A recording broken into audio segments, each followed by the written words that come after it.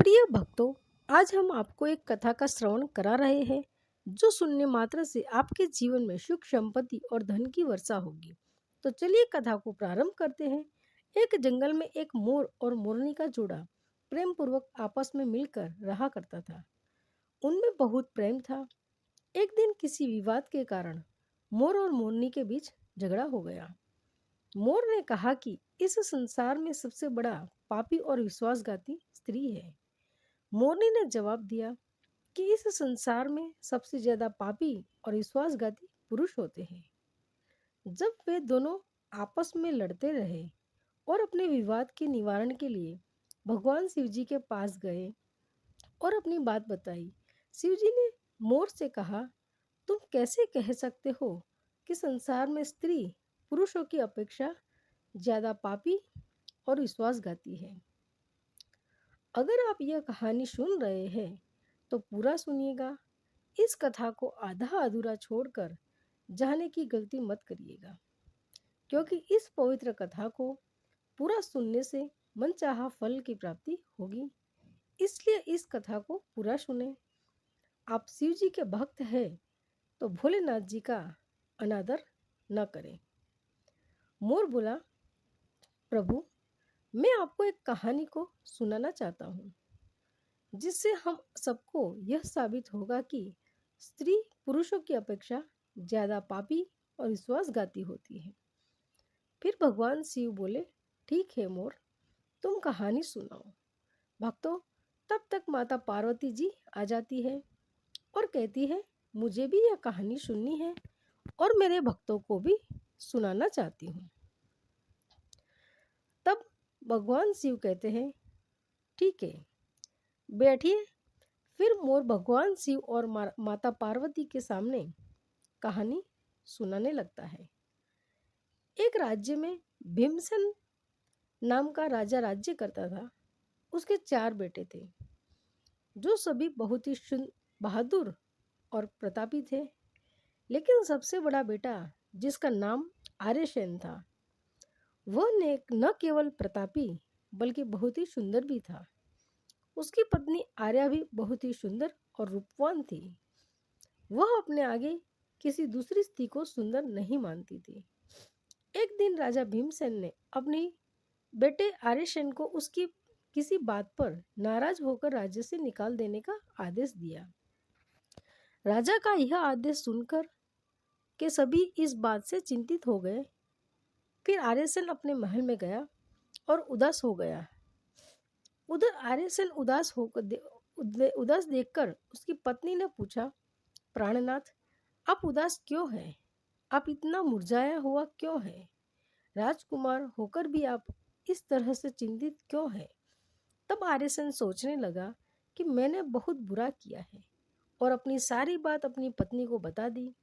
उसी समय उसकी पत्नी मूर्छित हो जाती है।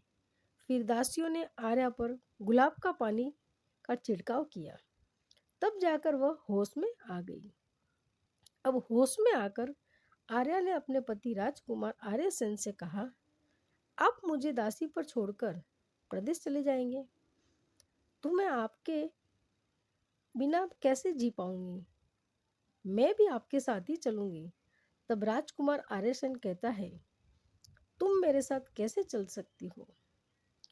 क्योंकि दूसरे राज्य में अनेक प्रकार के संकट होते हैं और तुम नर्म नाजुक महलों में रहने वाली महलों के बिना यह कष्ट कैसे बर्दाश्त कर पाओगी? फिर तो राजकुमार आर्यसेन की बात को सुनकर रानी आर्या कहती है, प्रीतम, जितने भी दुख दूसरे राज्य में आएंगे वो सब हमारे साथ होते हुए सुख से भी अधिक सुखमय लगेंगे। महल के सुख बिना आपके जंगल के दुखों से भी अधिक डरावने लगेंगे। इसलिए मैं भी आपके साथ चलूंगी। अब मोर कहता है, प्रभु, रानी आर्या की आंखों में आंसू देखकर आर्यसेन ने मन में सोचा कि वह मेरे बिना नहीं रह सकती, इसलिए मुझे इसको तड़पते हुए छोड़कर चलना सही नहीं होगा। इन सभी बातों को सोचते हुए राजकुमार आर्यसेन अपनी पत्नी आर्या से कहते हैं, तुम उदास नहीं होना, हम तुम्हें साथ लेकर जाएंगे। इस बात से आर्या खुश हो जाती है और अपने पति के साथ जाने की तैयारी करने लगती है। अगली सुबह वे राज्य से बाहर निकलकर एक जंगल में पहुंचते हैं। चलते चलते थक जाते हैं और फिर उन्होंने एक बरगद के पेड़ वृक्ष के नीचे विश्राम करने का निर्णय लेते हैं। वे बहुत थके हुए थे। ठंड हवा के झोंकों में उन्हें नींद तुरंत आ गई, परंतु कुछ देर बाद वहीं पर एक सांप ने रानी को काट लिया। फिर मोर कहता है, हे प्रभु, आगे से सांप के डसते ही रानी तड़पने लगी और आर्यसेन की आंखें खुल गई। तो रानी को तड़पता हुआ देखकर और सांप को जाता हुआ देखकर आर्यसेन बेचैन हो गए। फिर कुछ देर बाद रानी की मृत्यु हो गई। इस प्रकार मृतक रानी को देखकर आर्यसेन ऊंचे स्वर में रुदन विलाप करने लगे। उनका रोना धोना सुनकर जंगल के जीव जंतु से खाने के लिए वहां पर आ गए। फिर आर्यसेन ने मन में सोचा, अब जीवन संगिनी ही मर गई है तो मैं जीकर क्या करूँगा, और इसी जंगल में अपने प्राण त्याग दूंगा। ऐसा मन में सोचता है। फिर वो रानी की लाश के पास से उठ जाता है और जंगल से लकड़ियाँ इकट्ठी करने लगता है और रोकर कहता है कि मैं भी रानी की चिता में जलकर मर जाऊंगा। बस उस समय स्वर्ग से एक देवदूत आता है और आर्यसेन को रोते हुए देखकर उसके मन में दया आती है। वह राजकुमार आर्यसेन के पास जाता है और पूछता है, तुम क्यों रो रहे हो? आखिरकार तुम्हारा दुख क्या है? तो राजकुमार आर्यसेन ने देवदूत से कहा, मेरे पास अपना दुख सहने की शक्ति नहीं है। मुझे चाहिए कि यह धरती फट जाए और मैं इसमें समा जाऊं। फिर देवदूत ने कहा, तुमने मुझे अपना हाल बताया, शायद मैं तुम्हारी मदद कर सकूं। फिर आर्यसेन ने कहा, महाराज, मैं एक राजकुमार हूँ और राजा भीमसेन का बेटा हूँ। मेरे पिता ने मुझे राज्य छोड़ने के लिए कहा था, इसलिए मेरी पत्नी और मैं इस जंगल में चलते चलते यहाँ पर आ गए। यहाँ आकर मेरी पत्नी को सर्प ने काट लिया है और उसकी मृत्यु हो गई है और मैं लकड़ियाँ इकट्ठा कर रहा हूँ ताकि मैं अपनी पत्नी के साथ ही जलकर अपने आप को भी अग्नि के हवाले कर सकूं। तब मोर कहता है, हे प्रभु, आगे सुने। आर्यसेन की बातों को सुनकर देवदूत कहते हैं, राजकुमार, तू बड़ा मूर्ख है। यह संसार है, यहाँ इंसानों का आना जाना लगा रहता है। इस शरीर को एक दिन सबको त्याग देना पड़ेगा। तुम भी इसे जानते हो कि संसार में कोई किसी के साथ नहीं आता और ना ही किसी के साथ जाता है। फिर भी तुम मूर्खों की तरह यह बात कर रहे हो। अगर तुम जीवित रहोगे तो बहुत सारी रानियां तुझे मिलेगी। इसलिए देवदूत के कहने पर आर्यसेन ने मरने का विचार छोड़ दिया। इस मानव शरीर को प्राप्त करने के लिए देवता भी बेहद इच्छुक होते हैं, तो फिर इस शरीर को क्यों नष्ट करना चाहते हो? इस प्रकार देवदूत के शब्दों को सुनकर आर्यसेन कहता है, महाराज, आपने जो कुछ कहा वह सत्य है, किंतु ऐसी पतिव्रता पत्नी मुझे किसी जन्म में भी नहीं मिलेगी, इसलिए मैं इसके साथ ही मरूंगा। फिर देवदूत आर्यसेन के विचार सुनकर देवदूत ने जान लिया कि यह अपनी पत्नी के बिना नहीं रह सकता है। तब देवदूत ने आर्यसेन से कहा, राजकुमार, तेरी पत्नी के जीवित करने के लिए केवल एक ही उपाय है। अब तू मेरी बात को ध्यान से सुन। यदि तुम इस उपाय को कर सकता है तो तेरी रानी जीवित हो सकती है। फिर आर्यसेन ने कहा, महाराज, आप जो कुछ भी कहेंगे वह सब करने के लिए तैयार हूँ। केवल मेरी पत्नी को जीवित कर देना। तब देवदूत ने कहा, तुम्हारी रानी की आयु केवल 20 वर्ष थी, जिसे इसने बिता दिया। इसके बदले तेरी उम्र 70 वर्ष की है, जिसमें से 30 वर्ष बीत चुके हैं। तेरी जीवन काल में 40 वर्ष अभी बाकी है, यानी कि 40 साल और जीने का अवसर है। यदि तू अपनी पत्नी को आधा अपने जीवन का समर्पण कर देता है तो तुम दोनों की आयु समान हो जाएगी। अगर तुम यह मान लो तो रानी जल्द ही ठीक हो जाएगी। इस तरह देवदूत की बात सुनकर राजकुमार आर्यसेन ने कहा, मुझे मान्य है। फिर देवदूत ने आर्यसेन के हाथ में पानी दिया और 20 वर्षों तक रानी के पैरों पर पानी डालने का संकल्प लिया। अब जैसे ही आर्यसेन ने संकल्प लिया कि वह जंगल को रानी के पैरों पर डालेगा, देवदूत ने कह दिया, पानी को पैरों पर डालने से पहले मेरी एक बात ध्यान से समझ लो। इसे गुप्त रहस्य भी है। अभी तो तुझे रानी की आवश्यकता है, तुम पानी डालकर उसको बचा सकते हो। लेकिन भविष्य में अगर रानी की आवश्यकता नहीं पड़ती है तो तुम अपने संकल्प को वापस ले सकते हो। और जब तुम वह संकल्प वापस लेते हो, वो तुम्हारी रानी को तुरंत ही मौत हो जाएगी। परंतु एक बात हमेशा याद रखना, इस संकल्प को कभी वापस न लेने की बात रानी से कहना मत, वरना तुम अपने संकल्प को वापस नहीं ले सकोगे। हमेशा याद रखना, जीवन में कुछ बातें हमेशा छिपा कर रखनी चाहिए, क्योंकि कभी कभी यह बातें काम आ सकती है। फिर तो ऐसा कहकर और रानी के सामने जाकर वह देवदूत अंतर्ध्यान में चले गए। तब आर्यसेन रानी से कहता है, आप सो गई थी, मैंने आपको नहीं जगाया। फिर आर्यसेन कहने लगा, तुम बहुत थकी हुई थी, इसलिए मैंने तुम्हें नहीं जगाया। इस प्रकार राजकुमार आर्यसेन ने अपनी पत्नी रानी से सब बातें छिपा दी कि सांप ने तुम्हें काटा था और तुम मर गई थी। मैंने तुम्हें फिर से कैसे किया, यह सब राजकुमार ने अपनी पत्नी से छिपा लिया। फिर मोर बोला, प्रभु। फिर वो दोनों आगे बढ़ गए। कई दिनों बाद उन्होंने एक बहुत सुंदर सा स्थान देखा। वहां पर एक फकीर की कुटिया थी। जब भी वहां पहुंचे, उन्होंने देखा कि एक सुंदर युवक फकीर के यहाँ खा पी रहा था। वे दोनों बहुत ही थके हुए थे, इसलिए वे फकीर के पास बैठ गए। उस समय राजकुमार ने रानी से कहा, रानी, हमें प्यास लगी है, हम कुएं पर जाकर पानी पी आते हैं। अगर तुम भी प्यासी हो तो तुम्हारे लिए भी पानी ले आते हैं। तब राजकुमार की बात को सुनकर रानी ने कहा, मुझे तो प्यास नहीं लगी है, आप जाइए, पानी पीकर फिर वापस आइए। इसके बाद रानी की जवाब सुनकर राजकुमार आर्यसेन एक लंबी रस्सी लेकर कुएं की ओर जा रहे हैं। आर्यसेन पानी पीने पहुंचे तो राजकुमारी आर्या उस फकीर की ओर देख रही थी। आर्या फकीर की सुंदरता को देखकर उस पर मोहित हो गए, अर्थात वो उसको दिल दे बैठी थी। अब फकीर से कह रही है, फकीर साहब, आप यहाँ बहुत खुशी से रहते हैं। फकीर ने कहा, तुम भी मेरे साथ रह सकती हो, लेकिन तुम्हारे पति भी साथ में हैं, तो कैसे तुमको रख सकते हैं। इसके बाद राजकुमारी आर्या ने फकीर के सामने अपनी प्रेम लीला प्रकट की।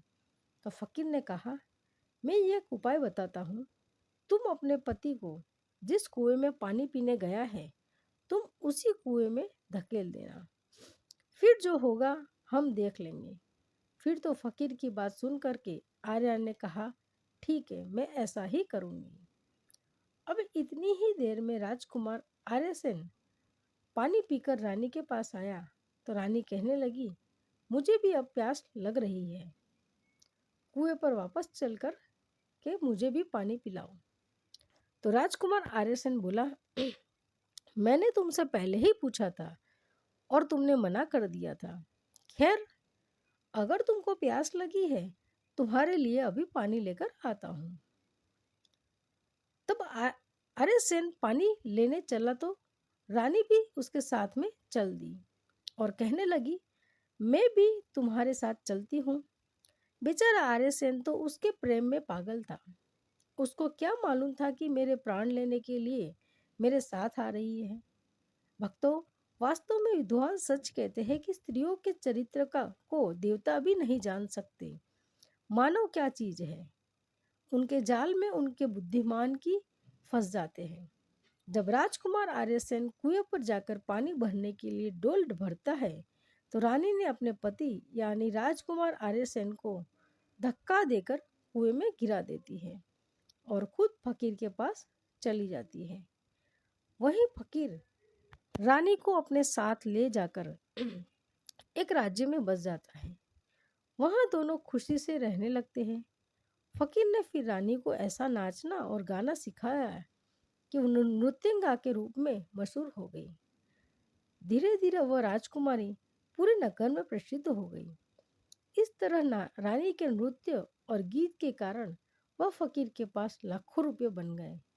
रानी भी उस फकीर की साथ मस्ती से रहने लगी थी। जिस समय रानी ने अपने पति आर्य सेन को कुएं में धकेल दिया था, तब संयोग में एक जंजीर जो कुएं में लटकी थी उसमें पकड़ लिया था। आर्य सेन ने उसको पकड़ा और कुएं में लटका रहा। ईश्वर को याद करते हुए वह सोचने लगा, क्या यही मेरे प्यार की सजा है? और कुछ समय बाद बंजारों का एक काफिला वहां आया।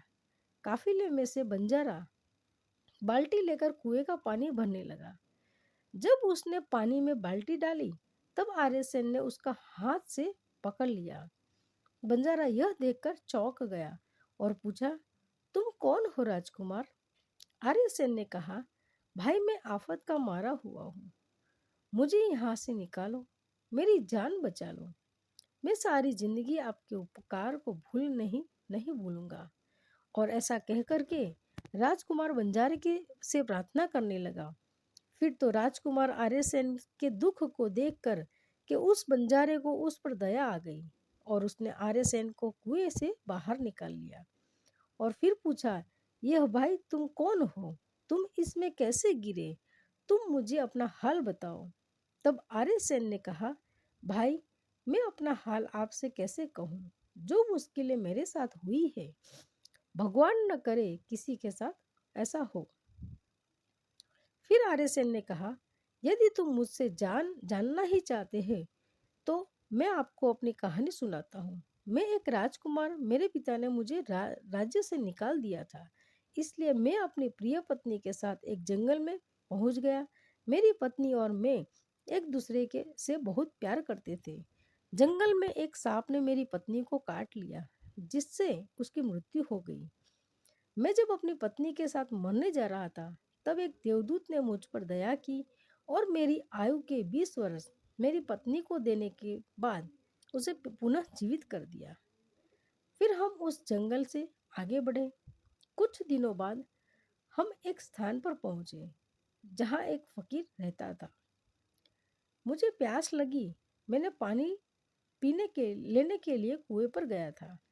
जब मैं वापस आया तो मेरी पत्नी ने मुझसे कहा कि उसको भी प्यास लगी है, मुझे भी पानी पिलाओ। और इसी तरह कहकर मेरी पत्नी मेरे साथ आई और जब मैं उस कुएं के में पानी निकाल रहा था तो उसने मुझे पीछे से धक्का मार दिया, किंतु कुएं में लटकी हुई एक जंजीर मेरे हाथ में आ गई, जिससे मैं कुएं में गिरने से बच गया। और फिर जब आप आए तो मैंने आपको आवाज दी, जिसके बाद आपने मुझे कुएं से बाहर निकाला। अब मोर बोला, प्रभु, इस प्रकार राजकुमार आर्य सेन ने दुखी मन से सारा हाल उस बंजारे से कह दिया और फिर अपनी व्यथा सुनाकर आर्य सेन चुप हो गए। उधर बंजारा ने उसकी बात को सुना और रानी की करतूत सुनकर तो दुखी होकर कहा कि स्त्रियों का चरित्र भगवान भी नहीं समझ सकते तो मनुष्य कैसे समझ सकता है। बोलकर ऐसा कहकर बंजारा ने आर्य सेन को सिर पर हाथ फेरा और कहा, तुम चिंता मत करो, भगवान बड़े दयालु हैं, वह तुम्हारी सहायता करेंगे। फिर उसने और कहा, तुम चाहो तो हमारे साथ कुछ दिन रुक सकते हो। राजकुमार आर्य सेन ने उन बंजारों के साथ में रहने को सहमत हो गया। फिर उनकी सहायता से बहुत कुछ दिनों बाद उसी राज्य में पहुंचा जहां उसकी पत्नी आर्या और वह फकीर रह रहे थे। उस राज्य को देखकर वह बंजारे से कहा, भाई मेरी इच्छा है कि तुम कुछ दिन इस राज्य में रहते हैं। तब बंजारे ने कहा, आप जैसा चाहो, मुझे कोई आपत्ति नहीं है। फिर राजकुमार आर्य सेन जो बंजारे से विदा होकर राज्य में आया काम की तलाश में घूमने लगा। कुछ दिनों बाद राजकुमार की मेहनत परिश्रम देखकर उसे एक बड़े व्यापारी ने अपने पास नौकरी पर रख लिया। इस तरह राजकुमार आर्यसेन ने उस व्यापारी के पास रहना शुरू किया और बड़ी मेहनत और प्यार से अपने कर्तव्यों का निर्वाह करना शुरू किया। यह देखकर उस व्यापारी ने आर्यसेन को बड़ा सम्मान दिया और उसे अपने यहाँ का मुनीम बना लिया। और इस तरीके से राजकुमार आर्यसेन के दिन बड़ी खुशी खुशी गुजरने लगे। तब अब एक दिन नगर के राजा के यहाँ आर्य के नृत्य का आयोजन हुआ। राजा ने उस शहर के सभी बड़े व्यापारी और सेठों को अपने यहाँ पर नृत्य देखने के लिए आमंत्रित किया। जब राजकुमारी आर्या का नृत्य होने वाला था, शहर के सभी व्यापारी और सेठ साहूकार राजा के यहाँ पहुंच गए। आर्यसेन जो रानी के नृत्य और गायन की प्रशंसा सुनता था, उसने भी सोचा कि मुझे इस नृत्य को देखना चाहिए। उसने भी राजा के दरबार में सेठ के साथ वहाँ पहुंच गया।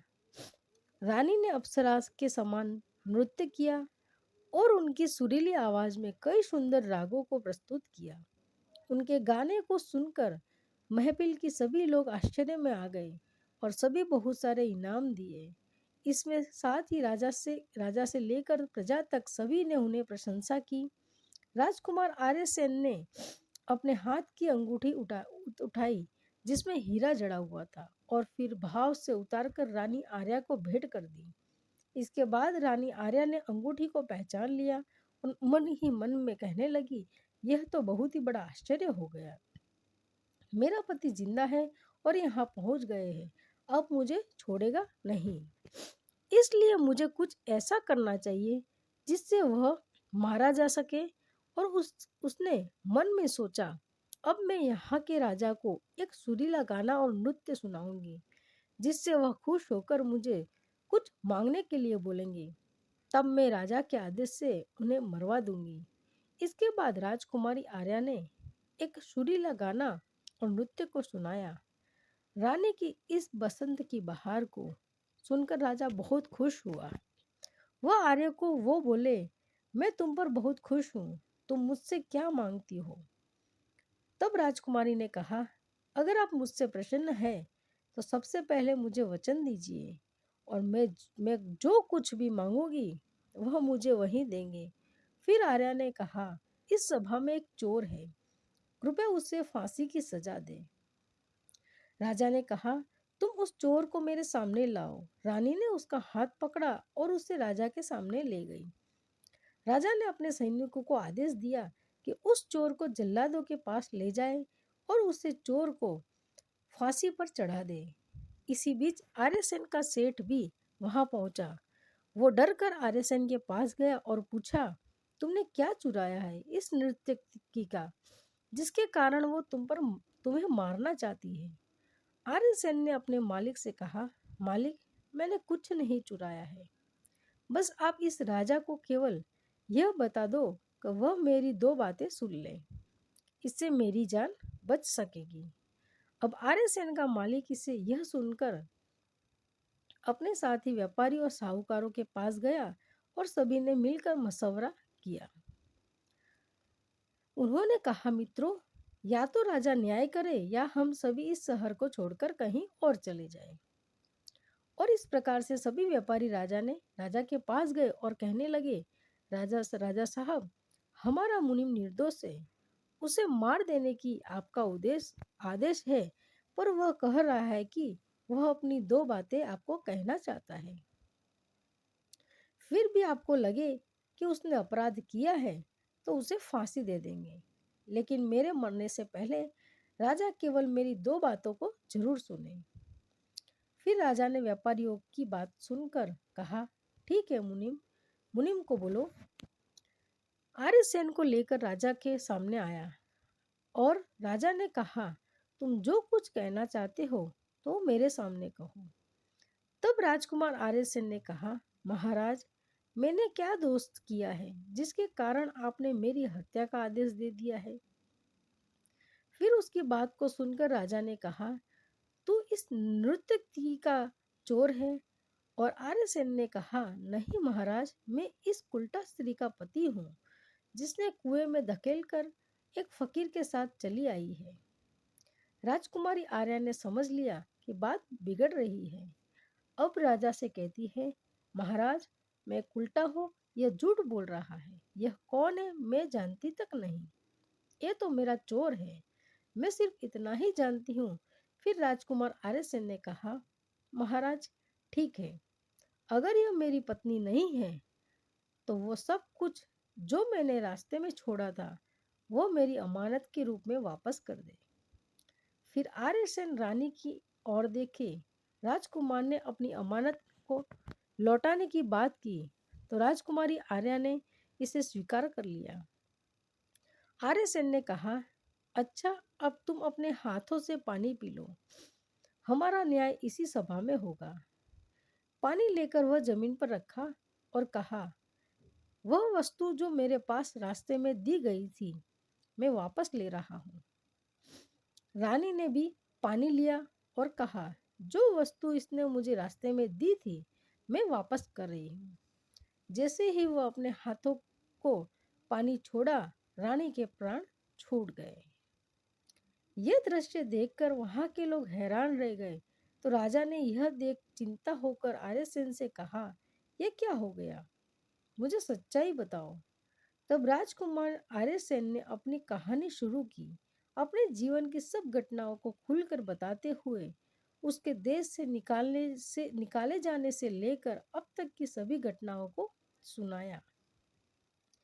राजा ने सब कुछ सुनकर आर्यसेन को अपने गले लगा लिया और अपनी बेटी की शादी आर्यसेन के साथ कर दी। मोर ने कहा, प्रभु, मैंने इस कहानी को सुना है। मैं भी स्त्रियों से घृणा करता हूँ और मैं यह कह सकता हूँ कि इस संसार में स्त्रियां पुरुषों से अधिक पापी और विश्वासघाती होती है। अब श्रोताओं, एक बार मोर ने भगवान शिव और पार्वती जी को एक कहानी से यह बताया कि स्त्री पुरुषों की तुलना में अधिक पापी और विश्वासघाती होती है। तो सभी ने इसे सुनकर हैरानी में डाल दिया। पार्वती जी ने कहा, प्रभु, मुझे लगता है कि मोर सच कह रहा है। स्त्री तो सभी में से केवल एक दो ही बिना नैतिक मूल्यों और ईमानदारी को हो सकती है, परंतु पुरुषों में भी ऐसे कुछ हैं जो पापी और विश्वासघात हो सकते हैं। फिर भगवान शिव ने पूछा, ठीक है, तो मोरनी, तुमने कैसे सिद्ध कर दिया? बाद में भी ये कहानी सुनाते हैं जिससे स्पष्ट होगा कि स्त्री की तुलना में पुरुष अधिक पापी और विश्वासघाती होते हैं। फिर माता पार्वती कहना शुरू किया, प्रभु, एक गांव में एक परिवार रहता था जो बहुत ही धनवान था और उस धनवान यानी सेठ का बेटा एक अद्भुत प्रकार का व्यक्ति था। सेठ का बेटा इतना जुआरी था, सेठ उसके बारे में सोचते सोचते परेशान रहते थे। एक दिन उसका बेटा जुआ खेल रहा था। उसी दिन उसके पिता का निधन हो गया। फिर भी वह जुआ खेलना बंद नहीं किया, लेकिन पिता की मृत्यु के बाद वह खुलकर जुआ खेलने लगा और सब कुछ हार गया। फिर वह अपने गांव से दूर चला गया और एक सेठ के घर पहुंचा और सेठ से बोला, मुझे बहुत तेज प्यास लगी है, मुझे एक गिलास पानी मिलेगा? तो सेठ ने उस युवा से पूछा कि तुम कौन हो, क्या करते हो और कहाँ से आए हो? जिसके उत्तर में युवा ने कहा, मैं एक व्यापारी हूँ और यहाँ से जा रहा था तो सोचा कि पानी पीकर जाऊं। तब सेठ ने पूछा कि तुम कौन सा व्यापार करते हो? तब युवा कहता है, व्यापार करते समय मेरा सारा सामान समुद्र में गिर गया, इसलिए यदि आप मेरी कुछ मदद कर सकते हैं तो अच्छा होगा। फिर सेठ ने लड़के की बात सुनी और फिर उसकी बातों के जाल में फंस गया और कहने लगे कि बेटा, तुम तो ठीक हो और कुछ कमा भी लेते हो, तो क्या मेरी बेटी से शादी करोगे? अब तो यह बात सुनकर युवा खुश हो जाता है और शादी के लिए हाँ कह देता है। इसके बाद दोनों का विवाह हो जाता है। प्रभु इस प्रकार सेठ अपनी बेटी को धन के साथ में विदा कर देते हैं। उधर युवा लड़का को तो बस केवल धन के लिए विवाह करना था, तो उसने वो भी कर लिया। अब विवाह के बाद में जब युवा सेठ की लड़की को साथ लेकर जा रहा था तो एक जंगल आ गया। वहां पर युवा लड़का अपनी पत्नी से बोला, देखो, हम अभी जंगल में हैं, यहाँ कोई चोर हमारे गहनों को चुरा सकता है, इसलिए आप अपने सभी गहने मुझे दे दो ताकि हम सुरक्षित रख सकें। युवा की पत्नी ने अपने पति पर भरोसा किया और अपने सभी गहनों को उन्हें सौंप दिया। और क्यों न करें, क्योंकि वो उसके पति थे। उसके बाद युवा ने अपनी पत्नी के गहनों को एक पारदर्शी बंधन में बांध लिया और फिर वे जंगल में आराम कर रहे थे। इस दौरान युवा के मन में लालच उत्पन्न हुआ और उसकी पत्नी के साथ जाने वाली एक दासी थी जिसे सेठ ने अपनी लड़की के साथ भेजा था। युवा ने फिर उस दासी को मार डाला। फिर उसने अपनी पत्नी को एक कुएं में गिरा दिया और मन में यह विचार किया कि मैं इसके साथ सिर्फ पैसों के लिए शादी की थी। मेरे को तो पैसे मिल गए और उसने सोचा कि वह पानी में डूबकर मर जाएगी। इस तरह सोचकर वह युवा वहां से चला गया, लेकिन उसकी पत्नी नहीं मरी और वह कुएं से बाहर निकालने के लिए आवाज देती रही। कुएं के पास एक आदमी गुजर रहा था और जब उसने किसी महिला की आवाज सुनी तो वह उस महिला को कुएं से बाहर निकाल लिया। फिर कुएं से बाहर निकलने के बाद महिला ने अपनी सारी जानकारी उस व्यक्ति को दी और उस व्यक्ति ने महिला को उसके पिता के घर पहुंचा दिया। अब जब महिला पिता के घर पहुंची तो उसके पिता ने पूछा, तुम्हारे साथ क्या हुआ? महिला ने कहा, पिताजी, जंगल में कुछ चोरों ने हम पर हमला कर दिया था और दासी को मार दिया। मुझे कुएं में धकेल दिया और पति के बारे में कुछ पता नहीं। बेटी की बातें सुनकर सेठ जी ने कहा, कोई बात नहीं, भगवान सब ठीक करेंगे। अब माता पार्वती जी यह कहती है कि प्रभु, इस दुनिया में स्त्री और पुरुष दोनों ही विश्वासघाती और पापी हो सकते हैं। अब आपके हाथ में न्याय का फैसला है। मैंने भी आपको एक कहानी सुनाई है और मोर ने भी एक कहानी सुनाई है। अब आप ही न्याय करें। उसने अपनी पत्नी को मारा और सारा सामान लेकर चला गया। अब मोर और मोरनी की कहानी सुनकर भगवान शिव बोले, ठीक है मोर और मोरनी, मैंने तुम्हारी कहानी को ध्यान से सुना है। अब मैं तुम्हारा न्याय करता हूँ। सच में इस संसार में स्त्री और पुरुष के बीच ज्यादा पापी और विश्वासघाती कौन होता है, यह मेरे लिए स्पष्ट है। शिव जवाब देते हैं, बिना किसी शंका के, यह सत्य है कि इंसान की सोच उसके स्तर से नीचे जा सकती है और वही पापी और विश्वासघाती होता है, चाहे वह स्त्री हो या पुरुष। इंसान को किसी भी प्रकार के पाप करने से पहले यह सोचना चाहिए कि क्या वह सही है या नहीं। पापी और विश्वास खत्म होने की कोई जाति नहीं होती, वह इंसान की सोच और कृत्यों का परिणाम होता है। श्रोताओं, वास्तव में इंसान की सोच उसके स्तर से नीचे जा सकती है और यही पापी और विश्वासघाती बना देता है। इस वीडियो को सुनाते समय कोई त्रुटि गलती हो तो क्षमा चाहती हूँ। दोस्तों, वीडियो अच्छा लगा हो तो वीडियो को लाइक कीजिएगा और कमेंट बॉक्स में हर हर महादेव लिखना न भूलिएगा। ऐसी रोचक कहानियाँ सुनने के लिए हमारे चैनल को सब्सक्राइब कीजिएगा। धन्यवाद।